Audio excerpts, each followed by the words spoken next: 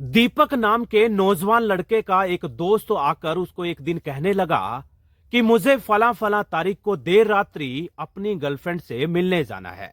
दीपक उस अपने दोस्त को सलाह देता है कि यदि अपनी गर्लफ्रेंड से मिलने जाओगे तो फला फला कंपनी की शक्तिवर्धक दवाइयां जरूर खाते जाना।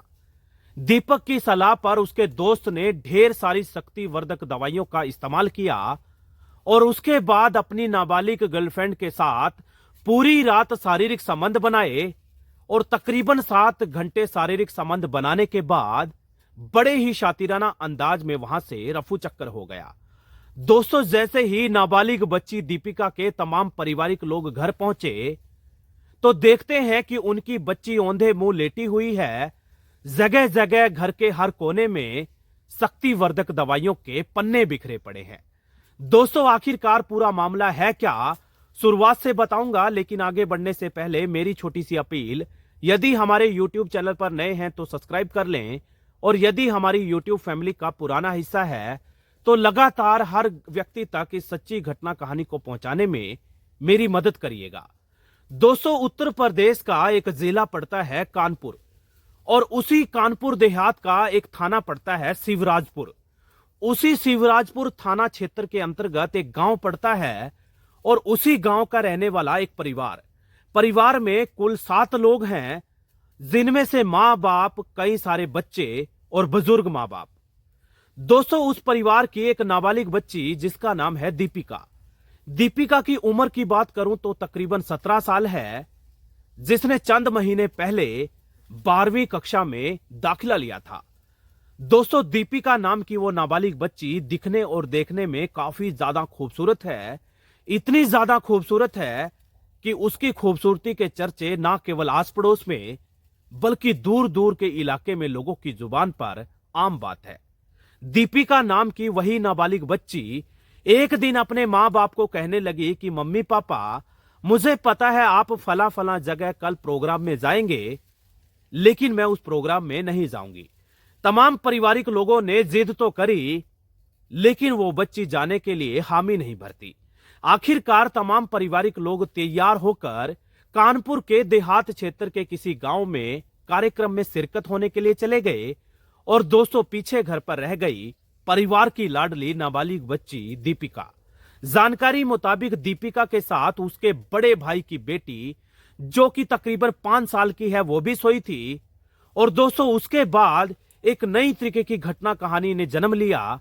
दीपिका ने बड़े ही पहले ही प्लानिंग के तहत अपने प्रेमी, जो कि नजदीक का ही रहने वाला था, उसको पहले से ही दिन तारीख तय कर रखी थी कि फला फला तारीख को फला समय पर जब मेरे पारिवारिक लोग घर पर नहीं होंगे तब तुम्हें मुझसे मिलने आना होगा। प्रेमी ने भी पहले ही शातिराना अंदाज में अपने दोस्त दीपक के कहने पर ढेर सारी शक्तिवर्धक दवाइयों का इस्तेमाल कर लिया और पहुंच गया प्रेमी का दीपक के घर। दीपिका के घर पहुंचने के बाद उसी का प्रेमी पूरी रात उसके साथ शारीरिक संबंध बनाता है और तकरीबन 7 घंटे ढेर सारी दवाइयों का इस्तेमाल करने के बाद जब शारीरिक संबंध बनाए गए तो दीपिका नाम की नाबालिग बेटी की हालत खराब हो गई।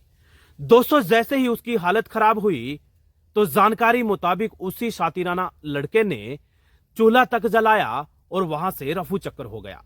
दोस्तों, जानकारी मुताबिक जैसे ही तमाम पारिवारिक लोग पूरे कार्यक्रम से फुर्सत होकर घर पहुंचे तो हर किसी के कदमों तले जमीन खिसक गई, चूंकि वो नाबालिग बच्ची दीपिका घर पर मरी पड़ी थी। घर पर जगह जगह हर कोने में शक्तिवर्धक दवाइयों के पन्ने बिखरे पड़े थे। जगह जगह उथल पुथल थी। कोई कुछ भी समझ पाता उससे पहले ही अफरा तफरी मच गई। जगह जगह लोग रोने लगे, जगह जगह लोग तरह तरह की बातें करने लगे और देखते ही देखते पूरे इलाके में जमावड़ा सा लग गया।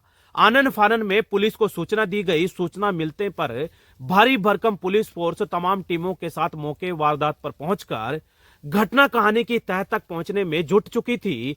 लेकिन दोस्तों, एक सवाल जो रह रहकर लोगों के जहन में आ रहा था वो ये है कि आखिरकार दीपिका की हत्या किसने की और क्यों की। पुलिस के जांच दल ने शुरुआती दौर में तो यही लगा कि नाबालिग बच्ची का पहले तो दुष्कर्म किया गया और उसके बाद मर्डर कर दिया गया। बहरहाल दोस्तों, जैसे ही जांच दल की रिपोर्ट सामने आई तो ऐसे ऐसे खुलासे हुए कि पुलिस के भी रोंगटे खड़े हो गए। पुलिस ने पूरे मामले में एक लड़के को गिरफ्तार किया और पहले प्यार से और फिर सख्ती से जब अपने तरीके से पूछताछ करी तो वो प्रेमी बोलता है कि मैंने ढेर सारी शक्तिवर्धक दवाइयों का इस्तेमाल करके उसी नाबालिग बच्ची दीपिका के साथ शारीरिक संबंध बनाए और दोस्तों रिपोर्ट के मुताबिक मौत का कारण ठंड बताया जा रहा है। बहरहाल दोस्तों ठंड की वजह यह है क्योंकि उस प्रेमी ने शातिराना अंदाज में तकरीबन 7 घंटे तक अपनी प्रेमिका यानी दीपिका को नंगे कपड़े रखा था। बहरहाल दोस्तों मामला दर्ज करके संगीन धाराओं को जोड़कर मुकदमा दर्ज कर लिया गया है। निश्चित तौर पर आरोपी की बची खुची जिंदगी सलाखों की काल कोठरी में बैठकर गुजरेगी। उन्हीं सलाखों की काल कोठरी में बैठकर वो आरोपी अपने किए कारनामों का पछतावा करेगा। लेकिन दोस्तों लगातार ये मामला वायरल हो रहा है, जगह जगह लोग तरह तरह की प्रतिक्रियाएं दे रहे हैं। ज्यादातर लोगों का यही कहना है कि हमारा समाज किस ओर जा रहा है। दोस्तों पूरा किस्सा कहानी सुनने के बाद आपको क्या लगा अपनी राय कमेंट बॉक्स में जरूर देना। लेकिन जाते जाते मैं आपसे अपील करना चाहूंगा, अलर्ट रहिएगा, सतर्क रहिएगा, कहीं ऐसा ना हो कोई इंसान रूपी मखोटा पहनकर बहरूपिया आपके ही गांव गली नुक्कड़ चौराहे पर बैठकर किसी बड़ी घटना कहानी को अंजाम देने की फिराक में हो, आपको कानो कान खबर भी ना लगे और कोई बहरूपिया अपने मंसूबों में कामयाब हो जाए। इसलिए सतर्क रहिएगा, अलर्ट रहिएगा, चूंकि सतर्क, अलर्ट और जागरूक रहने में ही बचाव है, सतर्क और अलर्ट रहने में ही भलाई है। मुझे देना इजाजत, फिर हाजिर होऊंगा इसी तरीके के सनसनीखेज एक और क्राइम एपिसोड के साथ। तब तक अपना ध्यान रखिएगा, बहुत सारा अपना ख्याल रखिएगा।